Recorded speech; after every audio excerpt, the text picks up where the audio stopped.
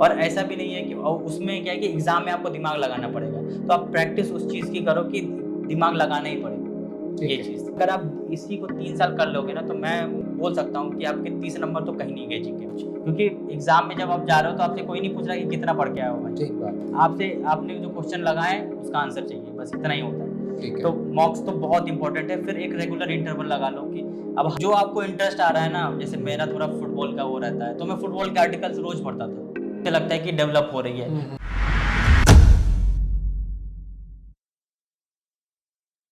Hello, नमस्कार।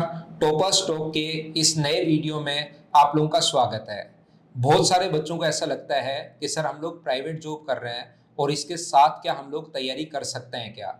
तो private job के साथ कैसे आप लोग अपने टाइम को मैनेज कर सकते हो? आज हमारे साथ हैं सत्यम, ऑल इंडिया 488 रैंक और इन्होंने प्राइवेट जॉब के साथ-साथ तैयारी करते हुए अपना सिलेक्शन लिया है 2022 में। अब की बार जो पोस्ट मिली है वो है एएसओ इन सीएसएस। तो आज हम लोग डिटेल से बात करेंगे सत्यम के साथ कि कैसे इन्होंने इस टाइम को मैनेज किया। सबसे पहले आप सत्यम अपने स्टूडेंट्स को बताइए, आप खुद के बारे में थोड़ा-सा खुद के बारे में बताइए ताकि स्टूडेंट जान सके कि आपका बेसिक क्या था, 10th, 12th, ग्रेजुएशन, खुद के बारे में, परिवार के बारे में, कहाँ से हैं, ये सारी चीज़ें। Thank you sir. सबसे पहले तो मैं थैंक्स बोलना चाहूँगा पवन सर को। मैंने जब स्टार्ट किया था तो उस टाइम से ही सर के साथ जुड़ा हुआ हूँ मैं। तो सर मेरी स्कूलिंग हुई है 10th मैंने झंझारपुर करके एक जगह है बिहार में, वहाँ से डॉन बॉस्को कॉन्वेंट स्कूल से करी है, उसमें मेरे 10 सीजीपीए थे। फिर मैं 11th-12th के लिए दिल्ली आ गया था। दिल्ली में केंद्रीय विद्यालय केशवपुरम से मैंने स्कूलिंग 11th-12th करी है। फिर मैंने आईआईटी जेईई के थ्रू श्री माता वैष्णो देवी यूनिवर्सिटी से बीटेक किया कंप्यूटर साइंस में। फिर मैं 2018 में पास आउट हुआ था वहाँ से। फिर वहाँ से मेरी टीसीएस में प्लेसमेंट हुई थी, तो फिर मैं 2018 से ही टीसीएस में काम कर रहा हूँ। फिर 18 के बाद में फिर 20 का भी अटेम्प्ट दिया था मैंने। तो आपने मतलब सबसे पहले अपने पास ये बताइए आप कि एसएससी के बारे में, जैसे 2018 में आपकी ग्रेजुएशन हो चुकी है, जी सर। एसएससी के बारे में आपने सबसे पहले कब सोचा या कैसे पता लगा कि यार ऐसे भी एक गवर्नमेंट जॉब भी है? क्योंकि आप तो ग्रेजुएशन के बाद जैसे बताया आपने कि मैं तो टीसीएस में घुस चुका था। तो कैसे सोचा कि यार एक गवर्नमेंट जॉब भी होती है, इसका क्या-क्या एग्जाम होता है, क्या जॉब है? कैसे पता लगा मतलब एसएससी के बारे में? बात तो सही सर, क्योंकि मेरे जो जो भी ग्रेजुएट्स हैं मेरे साथ के इंजीनियरिंग कॉलेज के, वो उन सब में किसी में गवर्नमेंट जॉब का उतना क्रेज था नहीं। हुँ, तो हुँ। ये बात ये ऐसी है कि सर मेरे मतलब जो 10th के जो मेरे दोस्त बने थे, हुँ, उन हुँ। उनसे एक फ़ोन आया मेरे पास, मेरे दोस्त, तो उन्होंने बोला कि चलो मिलते हैं, वो दिल्ली में ही सब लोग थे। तो मैं उनके पास गया था, तो ये 2020 की बात है, लॉकडाउन से पहले-पहले की। ठीक बात है। तो उन्होंने पूछा कि क्या कर रहा हूँ, मैं क्या कर रहा हूँ, फिर मैंने भी पूछा कि तुम लोग क्या कर रहे हो? तो उन्होंने बताया कि एसएससी की तैयारी कर रहे हूँ। वो मुखर्जी नगर के आस-पास रह रहे थे। हाँ, हुँ। मुखर्जी नगर, लक्ष्मी नगर के पास-पास रह रहे थे। तो अच्छा। उन्होंने मुझको फिर मुझे पता चला कि एसएससी कुछ होता है, फिर उन्होंने मेरे को डिटेल में बताया कि ऐसे-ऐसे एग्ज़ाम होता है, ऐसे-ऐसे देते हैं, इनकम टैक्स और ये सब बहुत सारे पोस्ट के बारे में उसने बताया मेरे को। ठीक बात। फिर वहीं से मेरे को पहली बार पता चला था कि एसएससी का कोई पेपर भी होता है। हुँ, हुँ। तो मैंने सोचा कि चलो एक बार इसको अटेम्प्ट करते हैं, तो उसने बोला कि अगर एनालिसिस करना है कि देना है कि नहीं देना है, हुँ, हुँ। तो सबसे अच्छी चीज़ है कि कोई प्रीवियस ईयर पेपर उठाओ और उसको एक बार बिना तैयारी के अटेम्प्ट कर लो। ठीक बात है। और तो कितने मार्क्स उसमें, मार्क्स-वार्क्स याद हैं आपको अभी तक? हाँ, मतलब उसमें 80-90 के करीब ही बन रहे थे। Out of 200। हाँ, ठीक है। तो पर मेरे को लगा कि मतलब कोई ऐसा मार्क्स भले 80-90 ही होंगे, पर मेरे को लगा कि क्वेश्चंस जो है ना, उनका लेवल ऐसा था कि मैं सोच सकता हूँ एक बार तैयारी कर करने की। सकता हूँ मैं। हुँ, हाँ, हुँ। तो फिर वहीं से मेरी स्टार्ट हुई कि मेरे को पता कैसे चला यही सब, और वहीं से मैंने सोचा कि एक बार एसएससी को ट्राई देना करके चाहिए। देना चाहिए। तो और ठीक। एक थोड़ा ये भी है कि जहाँ मैं टीसीएस के थ्रू जहाँ काम कर रहा था, मैं हुँ, नाम हुँ। नहीं लेना चाहूँगा उस ऑर्गेनाइज़ेशन का, गवर्नमेंट ऑर्गेनाइज़ेशन ही थी। हुँ, तो हुँ। उनका डेटा हम मैनेज करते थे टीसीएस के थ्रू। अच्छा।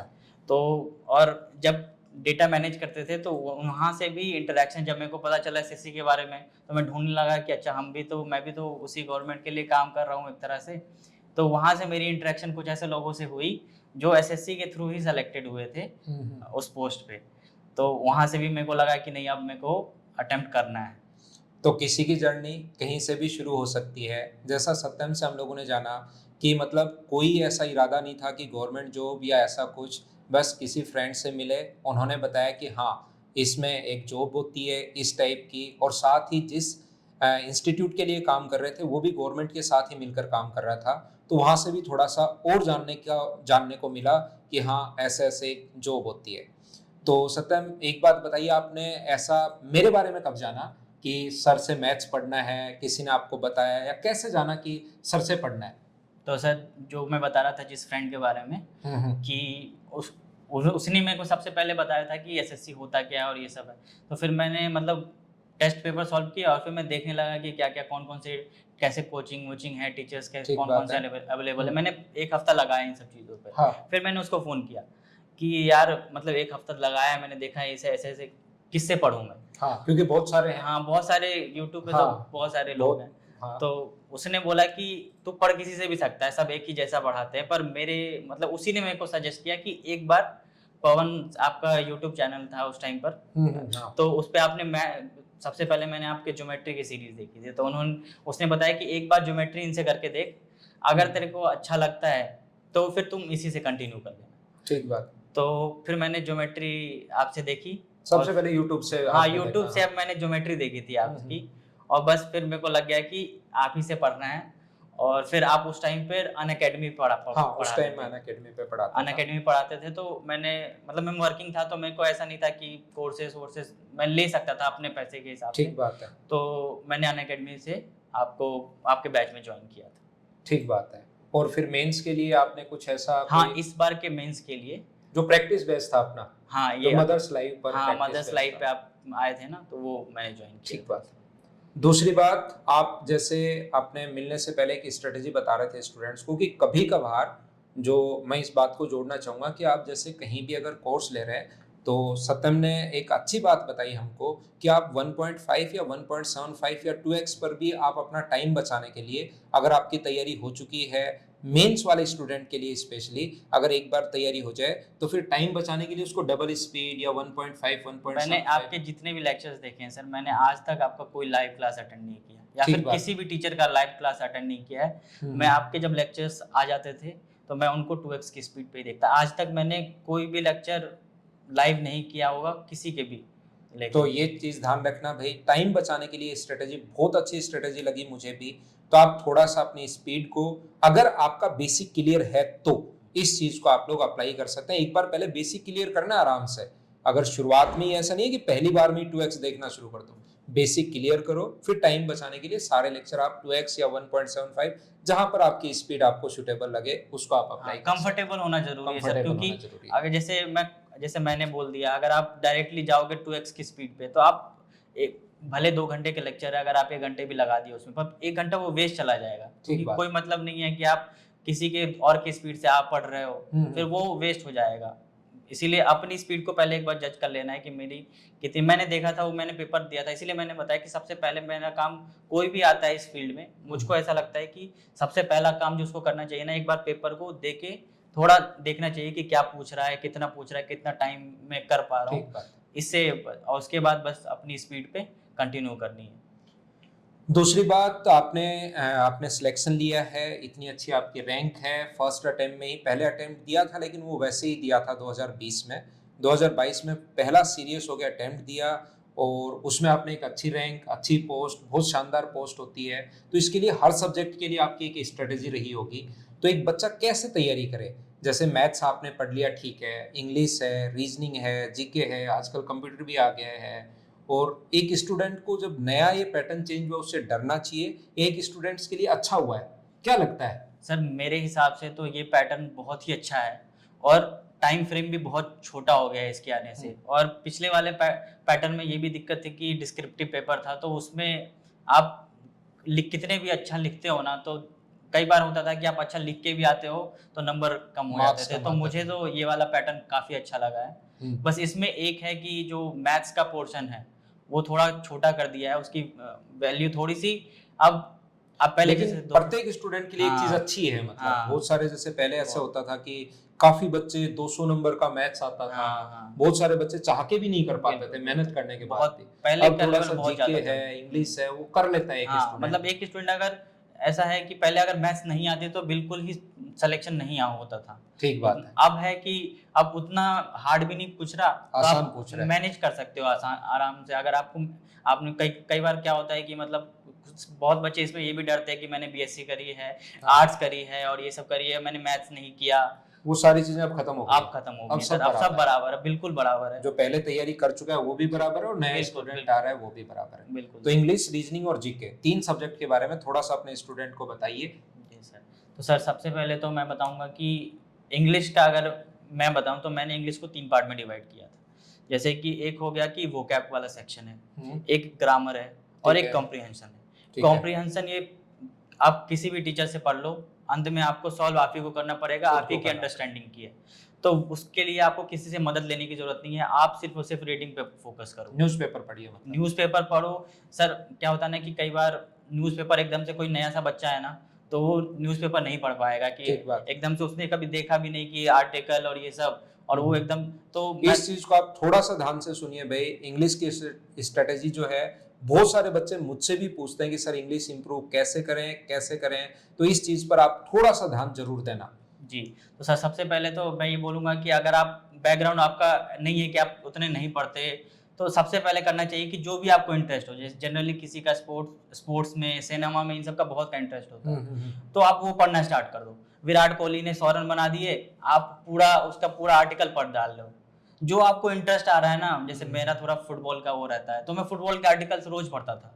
ठीक बात। तो उससे क्या हो गया कि मेरी फ्लो बनती रहेगी, है ना। फिर मैंने थोड़ा जैसे जब एक बार लगा कि अब बनने लग गया है कि अब तो कोई दिक्कत नहीं है समझने में, फिर आर्टिकल्स पढ़ने लग गया, तो थोड़ी इंटेलेक्ट भी उससे लगता है कि डेवलप हो रही है। पहले वाले पैटर्न में ये था कि आपको अंत में लिखना भी है, सही बात है। तो उसमें अच्छा हो जाता था कि अगर आप पढ़ते वढ़ते तो ये चाहे किसी को, अब बच्चों को सिनेमा में ज्यादा इंटरेस्ट रहता है तो सिनेमा पढ़ना, सिनेमा पढ़ लेकिन लिया। पढ़ना जरूरी है। हाँ, आपको reading इम्पोर्टेंट है लगाना कि जरूरी इंग्लिश में रीडिंग करो। ठीक बात है। क्योंकि अल्टीमेटली सर जैसे कोई भी टीचर होगा वो आपको ऐसे नहीं बता पाएगा कि इस लाइन का ये मतलब है। ठीक बात। आपको वही पढ़ना है, वही समझना है, और वो खुद को करना है वो आपको।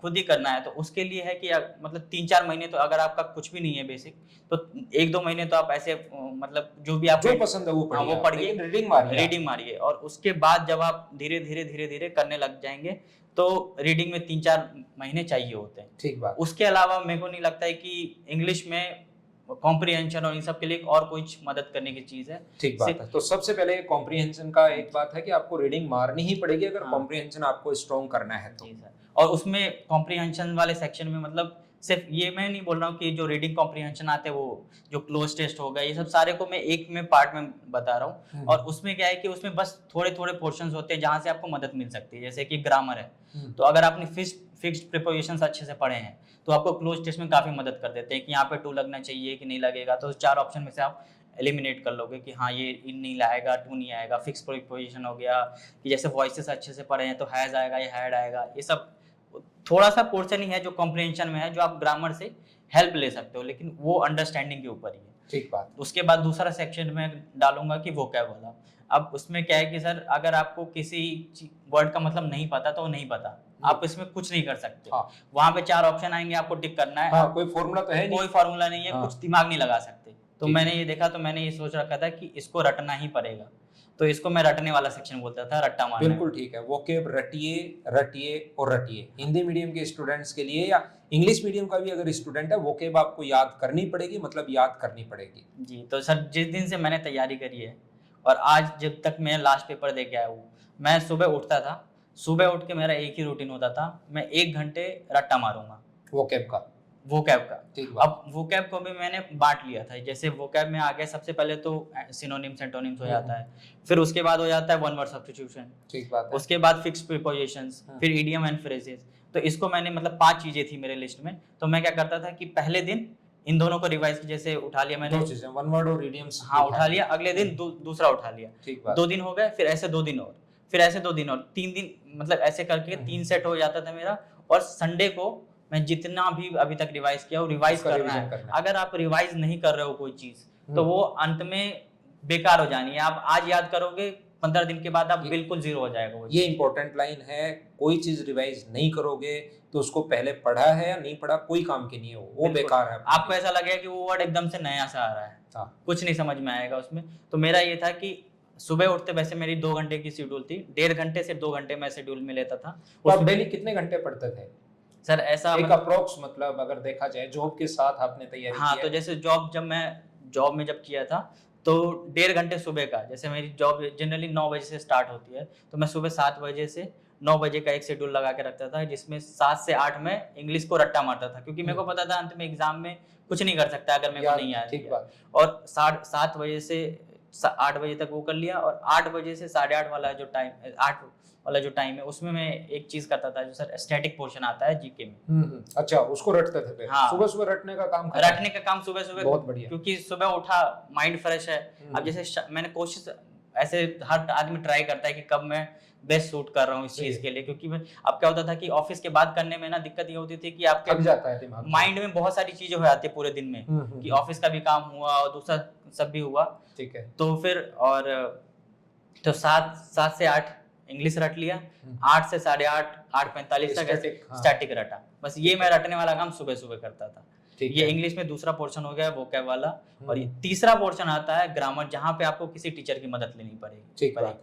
तो क्योंकि उसमें पूरा है, वैसे अगर आप सच में अभी मैं बताऊं तो पहले क्या था कि आप पढ़े जा रहे हो, नाउन पढ़ लिया, नाउन का पूरा लेक्चर देख लिया, फिर प्रोनाउन लगा रहे हैं, ऐसे ऐसे करके आप 6 महीने लगा दिए, और उससे उतना रिजल्ट नहीं आएगा। ठीक है। मैंने क्या किया था सर, मैंने पहले मतलब एक मैम से पढ़ा था। आप अपने इस चैनल पर कोई भी टीचर का नाम बताना चाहें, मैम का नाम बताना चाहें, आप बता सकते हैं। हाँ, पर जो भी जिससे आप पढ़े आप उनका नाम बोल सकते हैं अपने चैनल पर। जी सर। तो मैंने एक मैम से पढ़ा था, पर कौन से मैम थे वो? रानी मैम से पढ़ा। रानी मैम से पढ़ा जी, ठीक रानी है। मैम से मैंने पढ़ा था। वोकैब वाला सेक्शन मैंने उनसे किया था। ठीक है। फिर ग्रामर वाले पोर्शन में मेरे को थोड़ी सी दिक्कत, क्योंकि मैंने एक बार लगाया तो मेरे को प्रॉब्लम ये हो रही थी कि जैसे मैं टेस्ट दे रहा था ना, उसमें कुछ क्वेश्चंस, तो मतलब जैसे कि अगर मैं 10 क्वेश्चन लगा रहा हूँ एरर्स के, तो मेरे से 7 हो जा रहे हैं, 2-3 क्वेश्चन रह रहे थे, हर बार रह रहे थे, पर मेरे को था कि मेरे को परफेक्ट स्कोर लाना है। ठीक है। ठीक है।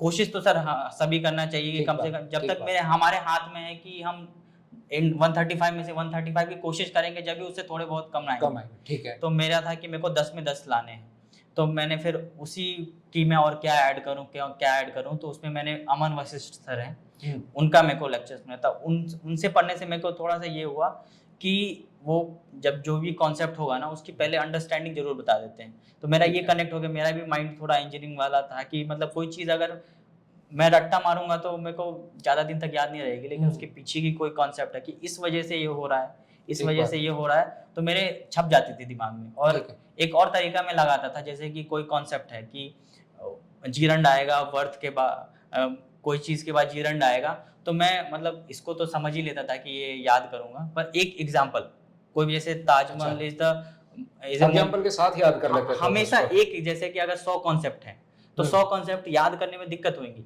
पर मैं उनका एक एग्जाम्पल, तो 100 एग्जाम्पल याद रह जाते हैं हमेशा। तो वो एकदम जैसे ही आप क्वेश्चन देखोगे ना, तो वो एग्जाम्पल पे सेट हो रहा है, तो आंसर हो जाता था। ये बहुत बढ़िया स्ट्रेटेजी है। अगर आपको कुछ रटना है तो जैसे कुछ चीजें ऐसी होती हैं जिसको मतलब याद नहीं रह पाता कि इसके बाद यही आएगा, तो उसको एक एग्जाम्पल के साथ आप लोग याद कर लीजिए। तो उससे ज्यादा, जैसे स्कैर्ड ऑफ है, तो ऑफ आएगा तो आप I am scared of dog ऐसे याद कर लोगे तो थोड़ा ठीक रहेगा। कॉन्सेप्ट भी बहुत इसी हिसाब से याद हो जाता है कि एक एग्जाम आप पूरे मतलब कि प्रीपोजिशन से पहले ये लगाना हो तो ये लगाते हैं, ये लगा हो तो ये लगाते हैं, ऐसे कंफ्यूज हो सकते हैं वहां पर। ठीक बात। 2 एग्जाम्पल रट लिए कि हाँ ये ऐसा है, ये मेरे फ्रेम में बैठ जा रहा है, तो फिर उस एग्जाम्पल से रिलेट कर लीजिए। होता क्या है सर, एग्जाम में जब हम बैठते हैं ना, तो मतलब बहुत सारी चीजें चलती रहती है, और खासकर ऐसा कि जब हमें फेलियर का डर रहता है ना, तो बहुत ज्यादा डर लगता रहता है एग्जाम में। ठीक है। तो वहां पे वही ये सही है, ये सही है, कोई सा भी हो सकता है। एग्जाम में वही चीज रेप्लिकेट हो पाएगी जो आप नींद में भी बता दो, कि स्कैर्ड के साथ ऑफ लग रहा है, मैं नींद में भी पूछोगे तो मैं बता दूंगा, एग्जाम में वही सेट हो पाएगा। एग्जाम में दिमाग लगाने का उतना वक्त नहीं हो पाता है। उसके बाद मैंने एक और चीज मैंने ऐड करी थी कि जैसे मैं टेस्ट देता था, तो कई बार क्या होता है ना, आप लगातार बहुत सारे टेस्ट दोगे ना, तो उसमें क्या होता है कि क्वेश्चन रट जाते हैं, मतलब कि इसी यहाँ पे हु लगेगा, यहाँ हु लगेगा, यहाँ हुज लगेगा, ये सब रट जाएगा। पर मेरा ये रहता था कि अगर मैं आंसर कर रहा हूँ तो मेरे को इसके पीछे का रूल जरूर रिवाइज कर लूंगा। जैसे मैंने 50 क्वेश्चन लगाए ना एरर के, तो मैं 50 का एक बार, अच्छा मेरे को पता है कि यहाँ हु ही आएगा, लेकिन मैं उससे रिलेटेड जो क्यों आ रहा है वो कॉन्सेप्ट था वो याद कर लूंगा कि हाँ यहाँ वो रहता है मन में ही, कि हाँ हु के बाद ये आता है, वो यहाँ लगता है, ये मैं कॉन्सेप्ट रिवाइज कर लूंगा। तो इससे क्या होगा कि आप जितनी बार 50-50 क्वेश्चन या 20-20 क्वेश्चन आप लगा रहे हो रोज, आप हर उस रूल को बार बार रिवाइज हो रहा है मेरे मन में। ठीक बात। तो इससे आपका मतलब फोकस नहीं रहेगा कि मैं याद कर रहा हूँ, याद करने बैठते हैं तो थोड़ा नहीं याद हो पाता है, पर और उससे वो सारा का सारा रिवाइज अपने आप रिवाइज होते जा रहा है, आप एक पैटर्न में चल रहे हैं। तो सबसे पहले आप लोगों ने देखा भाई, अभी तक मैं काफी सारे इंटरव्यू ले चुका हूँ, लेकिन इंग्लिश की जो स्ट्रेटेजी है सप्तम से अच्छी अभी तक किसी ने नहीं बताई है। मैं बार बार आपको कह रहा हूँ कि ये स्ट्रेटेजी बहुत ज्यादा इंपॉर्टेंट है, इसको जरूर आप लोग भी अप्लाई कीजिए। रीजनिंग के लिए थोड़ा अगर आप बताना चाहें बच्चों को। सर रीजनिंग को मैं दो पार्ट में कैटेगराइज करता हूँ सर। जैसे कि एक रीजनिंग का ये है कि ओवरऑल देखा जाए तो एक बार आप पढ़ लो और प्रैक्टिस करो, ये बेसिक है, ठीक है। एक बार पढ़ लो और प्रैक्टिस करो, बस यही रीजनिंग में प्रैक्टिस और कुछ मॉक दीजिए, ज्यादा टाइम वेस्ट करने की जरूरत नहीं है। मैं उसमें उसको दो पार्ट में देखता था।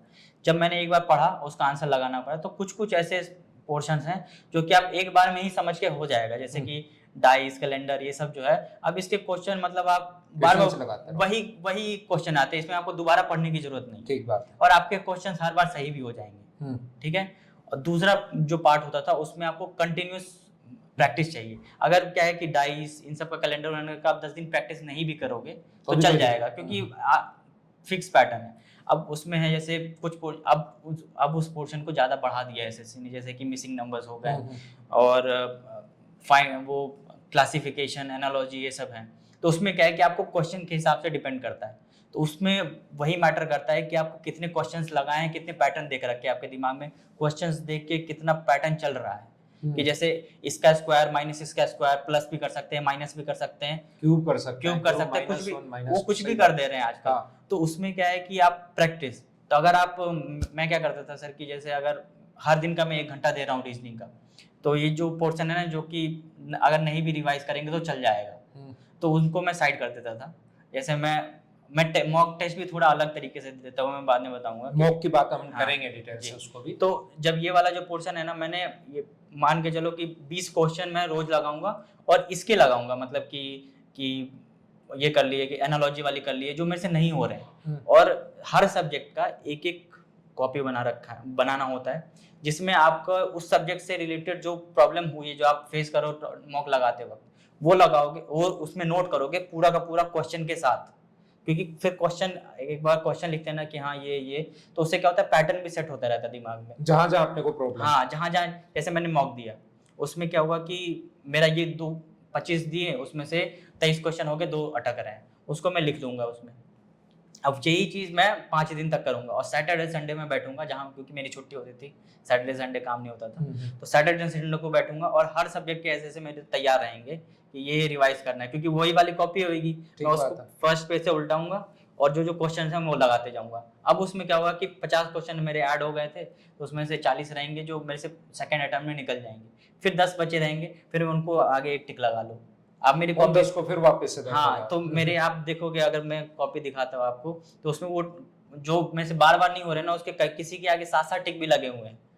और जब मैं फाइनल रिवीजन कर रहा हूँ, तो वो सबसे ज्यादा उसको देखना है जो 7 बार टिक लगा हुआ नहीं हुआ, 7 बार अटेम्प्ट में कुछ ऐसे पैटर्न आ जाते हैं ना कि नहीं हो पाता। और ऐसा भी नहीं है कि उसमें क्या है कि एग्जाम में आपको दिमाग लगाना पड़ेगा, तो आप प्रैक्टिस उस चीज की करो कि दिमाग लगाना ही पड़े, ये चीज। तो ये मैं आसान चीजों पर आप थोड़ा सा कम फोकस कर सकते हैं, और जो अच्छे पैटर्न है उस पर आप ज्यादा फोकस कर सकते हैं। एनालॉजी, क्लासिफिकेशन, कोडिंग, डिकोडिंग, जो जिसमें एग्जाम के अंदर दिमाग लगाना हो सकता है। हाँ, एग्जाम के अंदर दिमाग लगाना है कि पैटर्न तो कोई बता नहीं देगा कि यही आएगा, ठीक बात। तो एग्जाम के अंदर दिमाग लगाना है, तो उसकी प्रैक्टिस में ज्यादा करता हूँ। और जीके के लिए आप क्या बता सकते हैं बच्चों को? सर जीके के लिए तो जीके तो बहुत वास्ट है एक तरह से। तो मैंने सबसे पहले तो आपको बताया कि आपके वैसे मार्क्स कितने थे जीके में? जीके में मेरे 43 है सर। 43 मैंने पढ़ा बहुत है 43 मार्क्स, ठीक है। हाँ, तो वो क्या है कि जो जीके में बहुत वास्ट है, उसमें सबसे पहले तो स्टैटिक का मैंने आपको बताया था कि मैं सुबह वो जो 8 से 8:30 वाली टाइमिंग थी, हाँ, तो मैंने क्या करा था कि एक लिस्ट बना ली थी कि जैसे स्टार्टिंग में वही पोर्शन है, रिवर्स, कैपिटल्स, माउंटेन्स, ये सब की एक ऐसा list, classical dances, folk dances, ये सब की लिस्ट है। तो मैंने 40 ऐसे टोटल मेरे को पता है कि 40 मैंने लिख रखी थी। तो अब क्या करता था मैं 40 एक बार अच्छा 40 लिस्ट है वो? हाँ वो 40 रिवर है और हाँ ये है वो ऐसे है, ऐसे ठीक मैंने है। 40 थी। ठीक है। तो मेरा क्या था कि मैंने जहाँ पे मैं सोता था उसके सामने लगा रखा था वो 40 की लिस्ट। अब क्या था मैं फर्स्ट डे पे उठता था तो ऐसे टिक कर लिया, अब ये पहला ये पढ़ लिया, मंडे को मैंने ये कर लिया, ट्यूसडे थर्सडे ऐसे ऐसे करते करते 5 हो गई मेरे। अब सैटरडे संडे में उन 5 को रिवाइज करता था। रिवाइज करना बहुत जरूरी है, रिवीजन करना बहुत जरूरी है बच्चों, आप लोग ध्यान रखो सभी लोग। अगर रिवीजन नहीं किया सर तो वो कुछ नहीं वापस किया। वापस हो जाता है उतना कि आपकी जो अगर 2 महीने की मेहनत है वापस से आप उसी जगह पे खड़े होगे स्टार्टिंग पॉइंट पे। ये ठीक मेरे को बात। पहले नहीं समझ में आता था पर मेरे को बाद में ये चीज़ समझ में आ गई कि यही चीज़ है जो ऐसे करनी होती है। फिर स्टैटिक मैंने वहाँ से मेरा हो गया था, स्टैटिक के क्वेश्चंस नहीं गलत होते थे। और उसके बाद क्या आता है कि ये हिस्ट्री, पॉलिटी और जो इकोनॉमिक्स है ये सब, तो सबसे पहले मैंने हिस्ट्री को उठाया था। हिस्ट्री में सारे पोर्शन से मैंने प्रतियोगिता मंत्रा करके अनअकैडमी का मैंने आपके लिए सब्सक्रिप्शन लिया था तो उसमें सारे टीचर्स आ जाते थे तो मैंने वहाँ से पहले पढ़ा था। फिर मेरे क्वेश्चंस नहीं लग रहे थे, ज़्यादा गलत हो रहे थे, तो फिर मैं बहुत सारे किसी को यूट्यूब चैनल दिखा रहा है तो वहाँ से क्वेश्चंस लगा लिए उसके। जैसे मैंने हिस्ट्री पढ़ी, एक बार मैंने पढ़ ली तो फिर मैं कभी हिस्ट्री नहीं पढ़ूंगा दोबारा, मैं कभी हिस्ट्री नहीं पढ़ूंगा, फिर क्वेश्चंस सिर्फ लगाएंगे आप। क्वेश्चन लगाऊंगा। अगर नहीं होंगे तो उसको मैं नोट कर लूंगा कि हाँ ये जैसे कि आजकल जैसे क्वेश्चन सभा की आत्मीय सभा किसने बनाई, ब्रह्मो समाज किसने बनाया, ये सब क्वेश्चंस बहुत आ रहे हैं तो बार बार वही चीज आ रही है तो वो मैं एक अलग सी कॉपी बना के उसमें लिख लूंगा कि ये वाला जो पोर्शन, अब कोई यूट्यूब पे गया मैं सर्च किया कि ये वाला पोर्शन किसने करा रखा है, जिन्हें भी कराया रखा है उसका पूरा नोट्स बना के मैं तैयार कर लूंगा कि अब मैं इसको ही रिवाइज करूंगा ये मेरे लिए। और ये वाला अगर कुछ भी स्टैटिक हुआ ना, जैसे कि अगर मैं बताऊं कि इंडियन कांग्रेस, नेशनल कांग्रेस का सेशंस के बारे में बहुत क्वेश्चन पूछते हैं तो ये जब मेरे को पता चल गया कि 2-3 बार पढ़ा मैंने तो ये मेरे स्टैटिक का पार्ट हो गया। वो जो 40 की लिस्ट में बता रहा था ना मैं उसमें जोड़ दूंगा इसको। अच्छा। कि जैसे मैं आर्टिकल भी पढ़ा, अगर आप पॉलिटी देखोगे, पॉलिटी में आर्टिकल्स हैं, बहुत सारे लॉज वॉज हैं, लेकिन आर्टिकल्स रटने वाली चीज है, उसमें मैं क्या ही दिमाग लगाऊं। सही बात। तो फिर मैं उसको स्टैटिक वाले पोर्शन जो सुबह लड़ता था उस वाली लिस्ट में ऐड कर दिया। ठीक है। जो ऐसे पोर्शंस बनते गए ना जो कि आप रट्टा से क्वेश्चंस भी ज्यादा आते हाँ हैं। और रट्टा मारना है उसको, तो वो मैं उसमें ऐड कर देता था ताकि वो मेरे नजरों के सामने से निकलता रहे सुबह सुबह, हर 4-5 दिन, हर 2 हफ्ते के बाद निकलता रहे वो मेरे सामने से। इस बार भी एक क्वेश्चन आ गया था कि मतलब 1960 वाले जो सेशन था उसमें मतलब वो कौन थे, प्रेसिडेंट कौन थे इंडियन नेशनल कांग्रेस का, और वो आपका पढ़ा हुआ। हाँ वो क्वेश्चन फिक्स आता तो फिर कॉन्फिडेंस बढ़ता है वहां पर। और वो क्वेश्चन जनरली मतलब मैंने एक्स्ट्रा करके लिखा था कि मैंने मतलब उसके विकिपीडिया से भी सर्च करके लिखा था कि हर एक सेशन के ये थे, ये क्वेश्चन मैंने कहीं नहीं देखे थे पिछली बार तक। अच्छा। कि मतलब ये 1916 का पूछ लिया। जनरली क्या होता है कि फर्स्ट वाले का पूछते हैं, सेकंड वाले का पूछते हैं, लेकिन मैं फिर विकिपीडिया पे जाके मेरे को लग रहा था कि हर बार पूछ रहा है कुछ ना कुछ, तो मैंने विकिपीडिया पे जाके जो मेरे को इम्पोर्टेंट लगा वो करके नोट्स बना के कर लिया था। तो जीके में हर एक, जैसे हिस्ट्री का मैं बताऊं तो हिस्ट्री में मॉडर्न बहुत सारे ऐसे बताते बताते तो बहुत सारा हो जाएगा। ठीक बात। लेकिन मेन ये है कि एक बार आप पढ़ लो उसको, हिस्ट्री को बार मतलब कोई भी जो जीएस के जो भी सब्जेक्ट्स हैं उनको बार बार पढ़ते रहोगे ना तो बहुत टाइम वेस्ट हो जाता है। ठीक है। मैंने ये किया कि एक बार पढ़ना है और प्रैक्टिस खूब करनी है, चाहे आप किरण की बुक लगा लो, जहां से भी आपको मटेरियल मिल जाए। ठीक बात। आपको क्वेश्चंस बहुत लगाने हैं। पॉलिटी में मैं बताऊं तो सर आर्टिकल्स को तो याद करना है तो मैंने उस वाली लिस्ट में ऐड कर दिया था, बहुत सारे आर्टिकल्स मैंने उसी में ऐड कर दिए थे जो भी रटने वाली चीज है उसमें। और इकोनॉमिक्स मैंने कम ध्यान दी थी क्योंकि हर में क्वेश्चंस 2-3 ही आते हैं, पर क्या होता है कि और इसमें मैं जीएस में एक और चीज ऐड करूंगा, जैसे अगर आप 2023 का पेपर दे रहे हो तो एसएससी बहुत सारे पेपर्स लेता है, जीडी लेता है, सीपीओ वाले होते हैं, दिल्ली पुलिस का कोई पेपर उठा लो, इस साल के जितने भी पेपर्स हुए हैं आप उनका एक कंपाइलेशन ले लो, किसी भी चैनल से उठा लो और उसको जरूर पढ़ के जाओ। मतलब अगर मैं बताऊं सर तो एग्जाम में जो आया था ना उसमें से 5 क्वेश्चन तो मेरे उसमें से फंसे थे, तो जो इस साल के प्रीवियस ईयर्स क्वेश्चंस थे, इस साल के क्वेश्चन। अच्छा।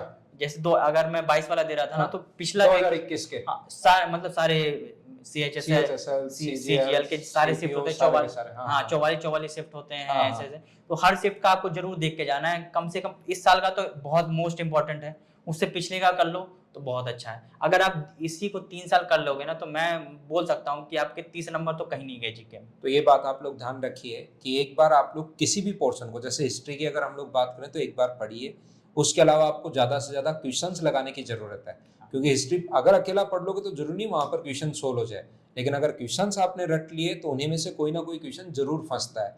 साथ साथ प्रीवियस ईयर्स लगाना जरूरी है आप लोगों को, ये बात भी आप लोग ध्यान रखिए। अब हम लोग आते हैं सत्य मॉक पर आते हैं। मॉक एक स्टूडेंट के लिए कितना इंपॉर्टेंट है, और अगर जब तैयारी कर रहा है वो 6 महीने, जैसे शुरुआत में 6 महीने में अपना सिलेबस कंप्लीट कर रहा है, उसमें उसको कितने मॉक लगाने चाहिए, और एक बार तैयारी होने के बाद और एग्जाम के बीच में उसको कितने मॉक लगाने चाहिए? सर तो सबसे पहले मैं बताऊंगा कि मैंने थोड़ी अलग तरीके से मॉक दी है, कि अगर आप देखोगे कि फुल मॉक्स मैंने कितने दिए तो मुश्किल से 10 ही मॉक्स होंगे। ठीक है। पर मेरी सबसे पहले तो मैं ये बता दूं कि मॉक्स बहुत इंपॉर्टेंट है। जिस दिन आप तैयारी कर रहे हो उतना कॉन्फिडेंस नहीं होता है कि आप मॉक लगा लो, लेकिन लगा के जरूर देखना हाँ, आपको। आपको एक हफ्ते हो जाए तो आप ये समझ लो कि अगर मॉक नहीं लगाई तो आगे नहीं पढ़ सकता। मैं ये मान के चलो कि गार्ड की तरह उसको ट्रीट करो कि नहीं घुसने देगा अगर मैंने नहीं लगाई तो। मॉक तो लगानी ही है। मैं बता रहा हूँ कि मैं भी डरता था, जैसे एग्जाम हुआ, मतलब तैयारी शुरू की तो एक फियर रहता है, फियर फैक्टर रहता है, कम मार्क्स कहीं हाँ, नहीं आ जाए, कम नहीं आ जाए, तो demoralize हो जाऊंगा। मैंने भी यही गलती करी थी कि मैंने 2 महीने कुछ नहीं किया था। ठीक है, मैंने 2 महीने पढ़ने के बाद मेरे को लगा कि पूरा सिलेबस मैंने अच्छे से कर लिया है, फिर मैंने मॉक दिखाया, 80 नंबर आए मेरे 200 में से। कोई फायदा नहीं हुआ, कोई फायदा नहीं। वापस मैंने पहले टेस्ट दिए थे उसमें भी 80, इसमें भी 80-90, कोई फर्क नहीं पड़ा। फिर मेरे को समझ में आया कि मॉक का ही खेल है सब कुछ, क्योंकि एग्जाम में जब आप जा रहे हो तो आपसे कोई नहीं पूछ रहा कि कितना पढ़ के आए हो भाई। ठीक बात। आपसे आपने जो क्वेश्चन लगाए उसका आंसर चाहिए, बस इतना ही होता है। ठीक है। तो मॉक्स तो बहुत इंपॉर्टेंट है। फिर एक रेगुलर इंटरवल लगा लो, कि अब हर दिन मॉक्स दोगे तो नहीं हो पाएगा, ज्यादा उतनी पढ़ाई भी करनी होती है, मॉक्स भी मेरे को तो काम भी करना पड़ता था, तो ये नहीं था कि मैं रोज मॉक्स दे पाऊँ, क्योंकि मॉक देने से ज्यादा इंपॉर्टेंट है उसकी एनालिसिस करना। तो मेरा क्या था कि मैं कभी फुल मॉक्स नहीं देता था सर। ठीक है, जैसे आप टॉपिक वाइज मतलब सब्जेक्ट वाइज? हाँ, अब जैसे क्या था कि अनअकैडमी पे मेरे सब्सक्रिप्शन थी, या फिर जो भी यूट्यूब पे जो भी लोग देखते हैं, तो ठीक है। तो मैं क्या करता था कि कोई टीचर ने बहुत सारे, जैसे मेरे को मैथ्स की प्रैक्टिस करनी है, तो आपने मैथ्स की प्रैक्टिस सेशन लाया, उसमें आप 25 क्वेश्चन है आपके, मैंने कोई 2-3 टीचर मैं ऐसे ढूंढ लूंगा जो हर दिन प्रैक्टिस सेशन कराते हैं, तो मेरे से हर दिन के 75 क्वेश्चन निकल रहे हैं। ठीक है। अब उसमें ऑनलाइन पढ़ने में सर एक दिक्कत होती है ना कि डाउट सॉल्व करने वाला कोई नहीं होता आपके साथ में। ठीक बात। ठीक है, तो मैं क्या करता था कि अगर मेरे को कोई डाउट हुआ तो उसमें लगा उलझा रह जाऊंगा, 1 घंटे लग जाए मेरे इसी में वेस्ट हो जाएंगे, तो फिर मेरे पास दूसरा मैं अगला दिन कंटिन्यू नहीं कर पाऊंगा। तो मैं क्या करता था कि जैसे प्रैक्टिस सेशन, बहुत हर चैनल के प्रैक्टिस सेशन आते रहते हैं, उसका PDF डाउनलोड कर लो। हर दिन का मेरा ये था कि तीन चैनल पकड़ लिए, एग्जाम्पल दे रहा हूँ, जैसे आपके और दो तीन टीचर के मैंने पकड़ लूंगा कि मैं इनका रोज का मॉक लगाऊंगा, अगर किसी दिन नहीं आ रहा तो किसी और का लगाऊंगा, लेकिन 75 क्वेश्चन मैंने डाउनलोड कर लिया। ये बात आप ध्यान रखिए भाई, इंपॉर्टेंट है यहाँ पर। आप जरूरी नहीं, क्योंकि हमारा काम, एक टीचर का काम होता है वो हमेशा पढ़ाता ही रहता है, तो आप ध्यान रखना, जरूरी नहीं कि आप उनका पूरा का पूरा सेशन पूरा लाइव देख रहे हो। उन्होंने जो भी PDF अपलोड की है उसमें से PDF निकालिए, उसके क्वेश्चंस आप लगा डालिए। अगर आपसे क्वेश्चंस हो रहे हैं तो फिर वीडियो में जाने की जरूरत है नहीं तो 25 में से जैसे 3 क्वेश्चंस नहीं हुए और मेंस के टाइम उन 3 क्वेश्चंस को आप देख डालिए, सिर्फ और सिर्फ। बस मैं यही करता था, हर दिन मेरे पास 75 क्वेश्चन आ गए, 3 चैनल से डाउनलोड किया, मुश्किल से मुश्किल 10 में प्रॉब्लम हुई, अब मैं सिर्फ 10 को ही देखूंगा, इससे मेरा टाइम भी बच गया और मेरी प्रैक्टिस भी अच्छी हो गई। ठीक बात। ये मैं मैथ्स में भी करता था, रीजनिंग में भी वही सीन, कि मैंने 2-3 टीचर्स को देख लिया था कि इन टीचर से करना रहता है, तो उनके मैं डाउनलोड कर लेता था, और जहां जहां प्रॉब्लम हुई 4 क्वेश्चन में बस वही 4 चीज देखती, इससे टाइम भी सेव हो गया, मेरी प्रैक्टिस भी अच्छी हो गई। यही चीज मैं हर सब्जेक्ट में करता था। और जब मैं मॉक देने पे आता था, ये मेरी प्रैक्टिस चल रही है, ये मैं मॉक में काउंट नहीं करूंगा, ये तो आपको करनी पड़ेगी, मतलब ये तो प्रैक्टिस है। अब मॉक में मैं क्या करता था कि जैसे प्री में तो चलो 1 घंटे का मॉक ही होता है, उसको आप देते रहो। ठीक है। हर 3-3 दिन पे मेरा था कि मैं थर्सडे और संडे को मॉक देता था। ठीक है, थर्सडे और संडे को मैं मॉक देता था, और रेगुलर इंटरवल पे। कंसिस्टेंसी बहुत मैटर करती है, जब आप कोई भी डिसिप्लिन बड़ा इंपॉर्टेंट है। अगर आप एक महीने आप बिना कंसिस्टेंसी से पढ़ रहे हो, कभी 4 घंटे पढ़ लिया, कभी 5 घंटे, किसी दिन 14 घंटे पढ़ लिए, आपको लगेगा कि मेरा पेपर नहीं क्लियर होगा। आपने कंसिस्टेंसी से 8-8 घंटे की पढ़ाई अगर 1 महीने कर ली, आपको इतना कॉन्फिडेंस आ जाएगा कि इस बार मेरा पेपर क्लियर हो ही रहा है, चाहे कुछ भी हो जाए मेरा पेपर। कंसिस्टेंसी से कॉन्फिडेंस आता है, और कॉन्फिडेंस से आप मॉक लगा दोगे और मॉक से रिजल्ट आएगा। ये पूरा प्रोसेस है। ये पूरा प्रोसेस आप याद कर लीजिए भाई, रेगुलर रहना है, मतलब रहना है, वो बहुत ज़्यादा इंपॉर्टेंट है आपके सिलेक्शन के लिए। ये सर, तो जैसे मॉक में क्या करता था मैं कि मॉक जो मेरा हुआ, अब प्री के लिए तो मैंने सारे अच्छे से मॉक्स दिए, अब मेंस में क्या है कि 2 घंटे का है, अब इस बार मेंस में क्या, पहले क्या होता था कि सिर्फ मैथ्स और रीजनिंग इंग्लिश पढ़नी होती इंग्लिश थी, दो ही सब्जेक्ट अब है कि मैथ्स इंग्लिश रीजनिंग जीके में तो 7 सब्जेक्ट हैं, कंप्यूटर है, सब पढ़ना होता है, टाइपिंग भी टाइम नहीं मिलता है, टाइपिंग भी करना है, टाइपिंग करनी है उसी टाइम पे करनी है, टाइम नहीं मिलता रहता है। तो मैं क्या करता है, जैसे मैं मॉक देता हूँ और प्री से मींस के बीच में मॉक्स ही लगाने हैं, क्योंकि तैयारी तो आपके पहले हो रखी है। ठीक बात। तो मैं क्या करता था, वो डाउनलोड वाला जो मैंने बताया कि उससे प्रैक्टिस हो गई। अब जब मैं मॉक दे रहा हूँ तो मैं उस पोर्शन जब जैसे मैंने मतलब अगर मैं 100 मॉक्स दिए होंगे तो 100 मॉक्स में से मैं इंग्लिश का जो पोर्शन था मैंने मुश्किल से 10 मॉक्स में दिए होंगे, इंग्लिश में स्किप मार देता था। ऐसे होता ना कि 2.5 घंटे का या 2 घंटे का पूरा मॉक है, तो मैंने पहला सेक्शन किया मैथ्स और रीजनिंग की और मैं सबमिट कर दिया मॉक, मेरे को देना ही नहीं आगे। और फिर उसके बाद मैं जाके कंप्यूटर के क्वेश्चंस देख लेता था और इंग्लिश में मैं वही पोर्शन देखता था जहां मेरे क्वेश्चंस गलत हो रहे हैं। जैसे मेरे कॉम्प्रिहेंशन में बहुत कम गलत होते थे, तो मैं कॉम्प्रिहेंशन लगाया ही नहीं फिर 90 मॉक्स में मैंने कॉम्प्रिहेंशन देखा ही नहीं है। अच्छा। मेरे प्रॉब्लम हो रही थी एरर्स वाले में, तो मैं सिर्फ और सिर्फ उसके 5 क्वेश्चन होंगे, 5 क्वेश्चन देखता था, तो वो जो 2.5 घंटे का ड्यूरेशन होता है ना, उसमें पूरा मेरा मॉक का एनालिसिस और ये सब कुछ हो जाता था। मैं यही कहता था, मैंने जो पोर्शंस भी आपका मजबूत होता जा रहा है उसको आप स्किप कर सकते हो, उसमें टाइम बचाना है। जैसे अगर आपने प्रैक्टिस में उसको ऐड कर लिया है तो ऐसा नहीं कि बार बार उसी की प्रैक्टिस कर रही है। अब मैं डाइस के क्वेश्चन कितनी बार भी लगा लूं वो वही सही होने हैं, तो मैं उसको छोड़ देता था। तो यही चीज मैंने मतलब इंग्लिश का मैंने छोड़ दिया था। फिर कंप्यूटर मेरे को लगा कि धीरे धीरे कॉन्फिडेंस आ गया मेरा, तो मैंने कंप्यूटर भी छोड़ना स्टार्ट कर दिया। ठीक है। और फिर मैं ऐसे नहीं कि एक बार छोड़ दिया तो मैं छोड़ ही दूंगा, जैसे 5-7 मॉक के बाद फिर एकदम एग्जैक्टली मेरा 5 मॉक्स था वो टारगेट कि 5 मॉक्स के बाद मैं फिर से देखना, फिर वो दूंगा कि सही हो रहा है या नहीं। हाँ, फिर वही करते करते 10 हो गए थे, तो इसीलिए मैंने 100 मॉक्स अगर दिए हैं तो 10 बार मैंने वो दे रखा है, जो मैंने आपको बताया। ठीक बात। 10 हर 5 आप भी जो भी बना लो जिसमें भी कॉन्फिडेंस आ रहा है 5 है, उसके बाद आपको पूरा लगाना है एक बार को। तो ये मैं करता था, मैथ्स रीजनिंग किया, सबमिट कर दिया। इंग्लिश देखा, इंग्लिश में जो पोर्शंस मेरे गलत हो रहे हैं, अब जैसे आप कोई भी अगर मॉक टेस्ट दे रहा है तो उसमें रीजनिंग का अगर उसको प्रॉब्लम होगी ना, तो 2-3 ही टॉपिक हैं जिसमें बार बार पैटर्न्स चेंज हो रहा है, उसी में दिक्कत आएगी। आप बस उसको, अगर आपके पास इतना टाइम नहीं हो पा रहा है, जैसे मेरे पास टाइम नहीं हो पाता था कि मैं पूरे 2.5 घंटे लगाऊं फिर एनालिसिस करूं, 5 घंटे लग जाते हैं, मेरे से नहीं हो पा रहा था, तो मैं उसी टारगेट करता था कि ये गलत हो रहा है, कंटिन्यूसली गलत हो रहा है। और फिर मतलब अंत में तो मेरा ऐसा हो गया था सर कि जैसे मैथ्स में पोर्शन है तो मेरे कंपाउंड इंटरेस्ट सिंपल इंटरेस्ट में गलत हो रहा है, तो मैं सिर्फ कंपाउंड इंटरेस्ट सिंपल इंटरेस्ट के क्वेश्चन लगाता था, ठीक है। और फिर रीजनिंग में वही एनालॉजी और फाइंड द मिसिंग वर्ड, ये वाला लगाता तो मतलब जहां पर मेन जो क्वेश्चंस जहां पर गलत हो रहे हैं उस पर आपको विशेष ध्यान देने की जरूरत है। जहां जहां गलत हो रहा है उसको क्वेश्चन को कर लो, जो सही हो रहे हैं उसको आप लोग छोड़ सकते हैं एक अच्छी प्रैक्टिस होने के बाद। ऐसा नहीं कि शुरुआत में आपने छोड़ना शुरू कर दिया, एक अच्छी प्रैक्टिस होने के बाद ये चीजें आप लोग छोड़ सकते हैं। और फिर उसको रेगुलर ऐड भी करना है, ये नहीं कि 4 या 5 मॉक के बाद वापस ऐड तो ऐड जरूर ही करना है। ठीक बात जी सर। तो हमारे साथ अभी थे सत्यम, और प्राइवेट जॉब के साथ साथ इन्होंने सिलेक्शन लिया है, वो बहुत ज़्यादा इंपॉर्टेंट है, क्योंकि बहुत सारे बच्चों को लगता है कि सर हम लोग कैसे टाइम मैनेज कर सकते हैं।